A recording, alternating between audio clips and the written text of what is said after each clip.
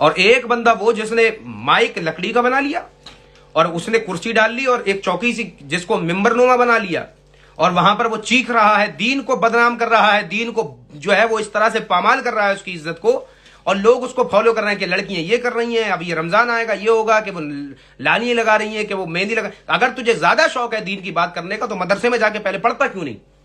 پھٹی ہوئی پھٹی پر بیٹھنے کے بعد پہلے پڑھ، پہلے سیکھ علم کو، اس کے بعد نصیحت کر۔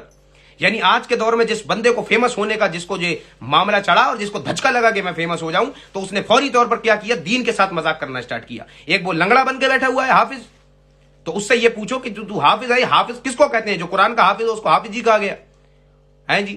تو نے یہ جو حافظ کا جو مذاق بنایا، تو نے اس کا تھوڑی مذاق بنایا، انسان کا تھوڑی، تو نے تو قرآن کا مذاق بنایا۔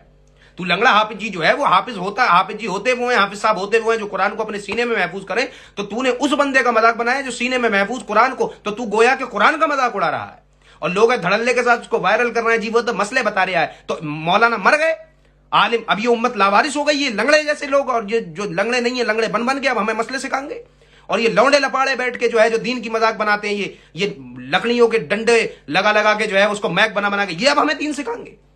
کوئی شرم نہیں آتی؟ پھر لوگ کہتے ہیں مسلمان ہمارا، تو پھر کیا ہوگا مسلمان کا؟ آج ہر بندہ اگر اپنے اکاؤنٹ پر معید کا بائیکاٹ کرے اور ایکسپوز کرے تو معید کو قطعی فکر نہیں، ہر بندہ آج روسٹ کرے تو قطعی فکر نہیں، کیونکہ ہم الحمدللہ حق بات کرنے والے ہیں۔ اور اگر یہ لوگ کہیں کہ معید یہ کر رہا ہے، معید تو کچھ بھی کر رہا ہے، تو کیا کر رہا ہے آپ مجھے بتائیے۔ ارے بھائی یہ جو لوگ کر رہے ہیں، دین تمہارے ابا نے پھیلایا ہے، دین تمہیں نہیں پتا؟ اپنے محدثین کی تواریخیں پڑھو، جنہوں نے حدیثیں ہم تک پہنچائی، محققین کو پڑھو، جنہوں نے دریاؤں کا سفر کیا، پیدل چلے، پیلوں میں چھالے پڑے، اور کھانے ختم ہوئے تو انہوں نے جو ہے جناب والا گھاس کھائی اور پیڑوں سے توڑ کے پٹے کھائے بھوک کی خاطر۔ پانی نہیں ملا، بڑی بڑی دور سفر کر کے انہوں نے پانی پی جائے، اور تم نے اس دین کو جو ہے اپنے باپ کے گھر کی کھیتی سمجھی ہوئی ہے۔ تم مذاق بنا کے جس کو وائرل ہونے کا دھچکا لگا اس نے دین کو بدنام کیا۔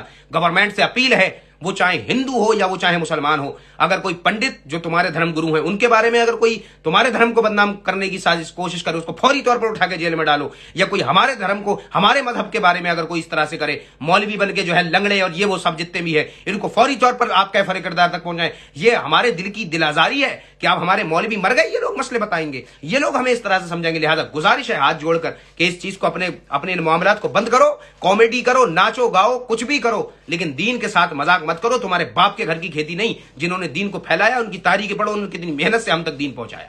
باقی آپ کیا کہنا چاہتے ہیں، آپ بتائیے ذرا اس بارے میں۔